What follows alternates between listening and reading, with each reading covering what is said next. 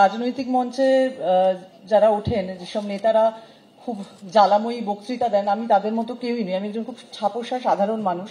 সবসময় ছোটবেলা থেকেই বাড়ি থেকে শিখিয়েছে যে ওই যে পুলিশ কাকু যাচ্ছে, ভয় পাও। তো আমি হচ্ছে সেরকম একজন মানুষ যে পুলিশ দেখলেই ভয় পায়। এখনো যখন সিগনালে পুলিশ দাঁড়িয়ে থাকে, যদি সামনের দিকে হেঁটে আসে, মনে হয় যেন আমার গাড়িটাই ধরতে আসছে, কিছু একটা আমি ভুল করে ফেলেছি। তো আমি একদম সেরকম মানুষ।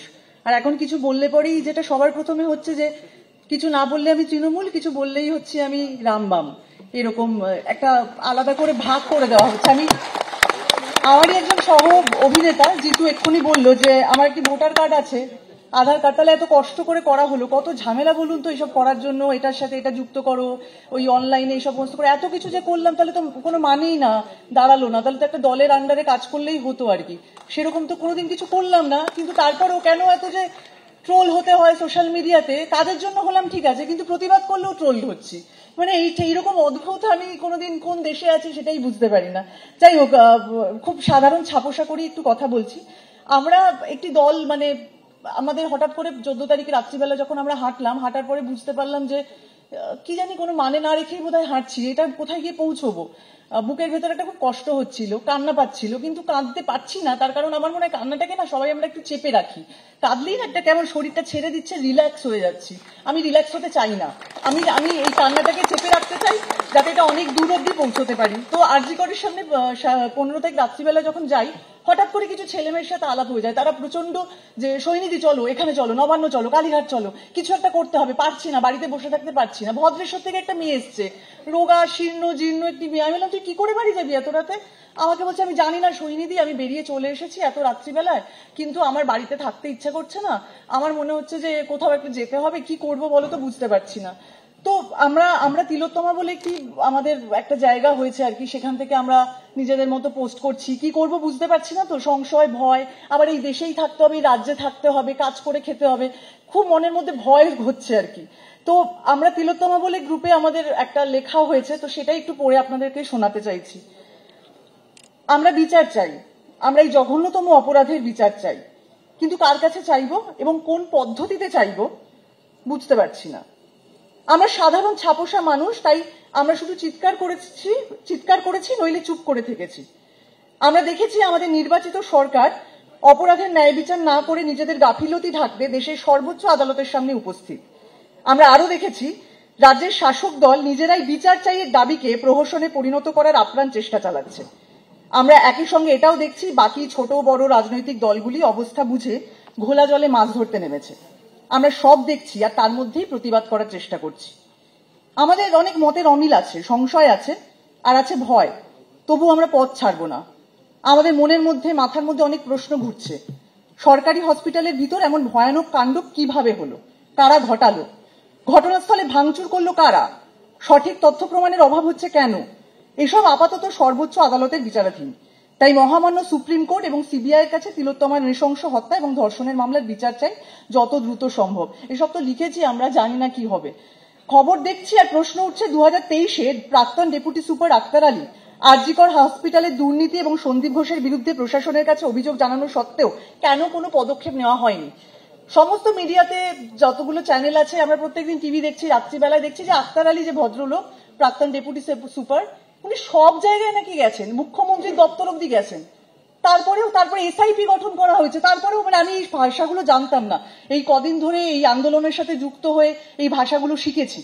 এসআইপি, তাহলে কেন কোনো কথা হয়নি? কেন সবাই মুখ বুজেছিল?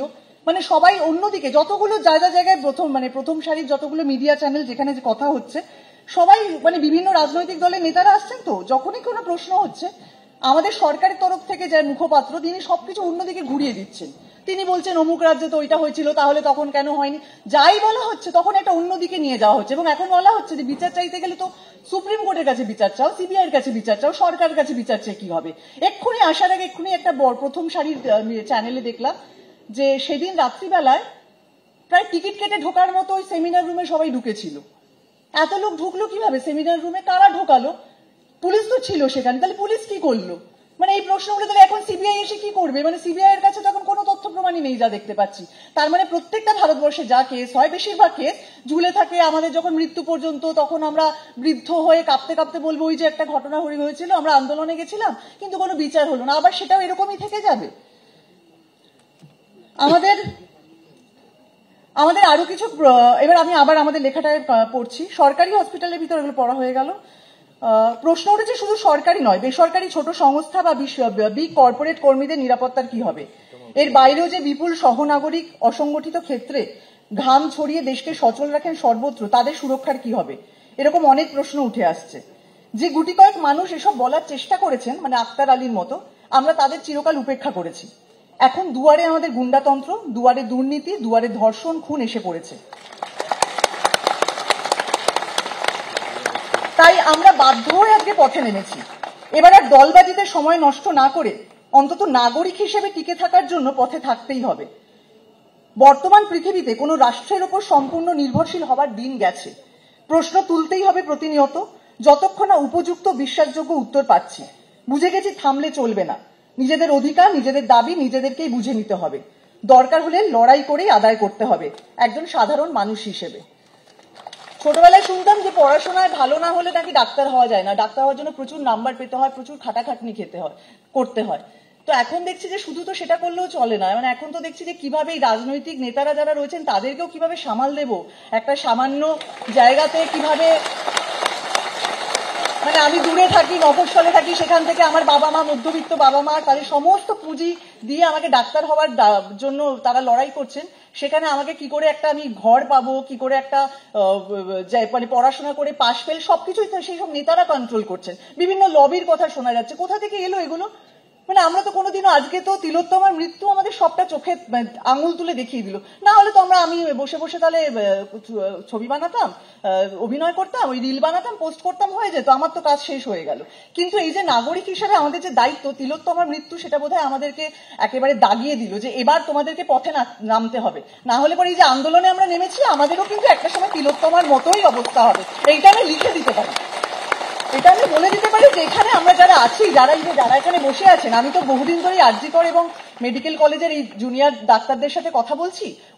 ওরাও কিন্তু আর ভালো থাকবে না। ওদেরকে ফেল করিয়ে দিয়ে কোথাও একটা ওদের বয়সটা পার করিয়ে দিয়ে এমন কোথাও পাঠিয়ে দেবে, তাহলে আমরা কোনোদিন এরপরে যদি আমরা আন্দোলনটা শেষ করে দিই, তারপরে ওদের হদিশও আমরা খুঁজে পাবো না, নিজেদেরও হয়তো খুঁজে পাবো না, ওদেরকেও আর পাবো না। তাই জন্য এখন এইটা কিভাবে সুস্থভাবে চালানো যায়, আমরা 1 তারিখ একটা মহামিছিলের ডাক দিয়েছি। ওই যে বললাম প্রচুর সংশয়, প্রচুর ভয়, কি করব বুঝতে পারছি না, জানি না। ডাক তো দিয়েছি, আসুন সবাই এই আন্দোলন যতদিন চালিয়ে নেওয়া যায়। কারণ তারপরেও আস্তে আস্তে পুজো আসছে, পুজোর হয়তো এতে আমরা এটাই মনের মধ্যে ভয় হচ্ছে যে পুজোর আনন্দে বোধহয় আমরা সবাই বোধহয় আস্তে আস্তে সামিল হয়ে যাব। মিডিয়া আমাদেরকে সত্যি কথা অনেক কিছু তুলে ধরছেন, যার জন্য আমরা এগুলো জানতে পারছি। কিন্তু তারপরে হয়তো মিডিয়াও হয়তো পুজোতে মেতে উঠবে, তখন হয়তো আস্তে আস্তে এই আন্দোলনের যে মূল যে এটা, মানে আমাদের যে শিকড়টা, সেটা বোধহয় আমরা আস্তে আস্তে হারিয়ে ফেলবো। সেইটা আমার একটা মনে ভয় হচ্ছে। সেটাই সবার কাছে অনুরোধ, যেন এই আন্দোলনটা চালিয়ে যাই যতক্ষণ আমরা বিচার পাচ্ছি, যতক্ষণ আমরা একটা সুস্থ সমাজ পাচ্ছি, যেখানে দুর্নীতি মুক্ত একটা সুস্থ সমাজ, যেখানে সিন্ডিকেট রাজ, হেলথ সিস্টেম, আমাদের কি বলে এডুকেশন সিস্টেম, সবটাকে নষ্ট করে রেখে দিয়েছে। কোথাও আমার রিসেন্টলি বিয়ে হয়েছে, আমি আমার হাজবেন্ডকে বললাম যে মা হব, কোন দেশে মা হব? সন্তানকে নিয়ে এসে এই দেশে রেখে দিয়ে যাব? আমি চাই না এইরকম দেশে মা হতে।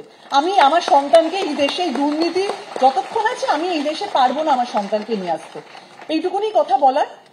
সবাই পাশে থাকুন। এটা খুব একটা খারাপ সময় বড় ছিল, কিন্তু তিলোত্তমা দেখিয়ে দিল যে আরো খারাপ সময় আমরা আছি। শুধু আমরা যেন সবাই সবার হাতটা ধরে থাকি, সবার পাশে থাকি, এইটুকুনি আমার কথা বলার। নমস্কার, ধন্যবাদ।